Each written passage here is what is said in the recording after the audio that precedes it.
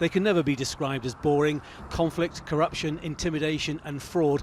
Afghan elections have it all, but the parliamentary elections due to take place on October 20th are at least promising something different. New government measures hope to put an end to the problems of previous elections. Election fraud is now a criminal offence. Voting systems will be sited in public buildings, monitored by professional people, and a new advanced voting system will be used. Even so, doubts still linger. The Afghan government has bought more than 20,000 biometric devices for facial recognition and fingerprinting to prevent voter fraud, but only 4,000 have so far arrived in the country and operators have not yet been trained.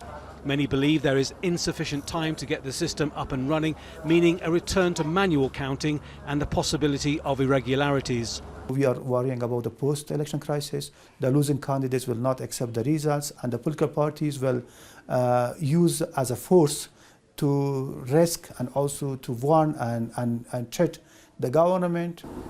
Voters, disheartened by past elections, see the biometric system as a big step towards a transparent election process.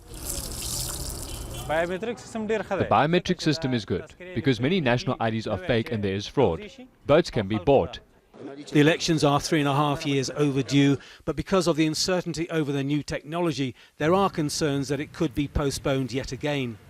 This election is being seen as a test for next April's presidential elections.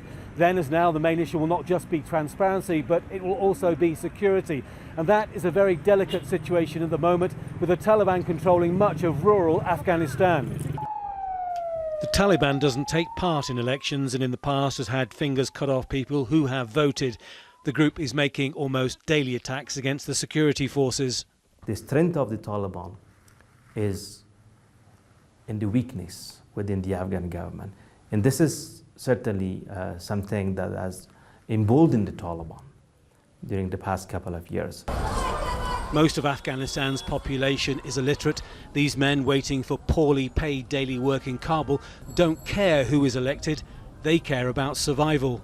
Right now, if Taliban or ISIL came here with a truck offering work, all of us would go with them, all of us, because we don't have money and we need food.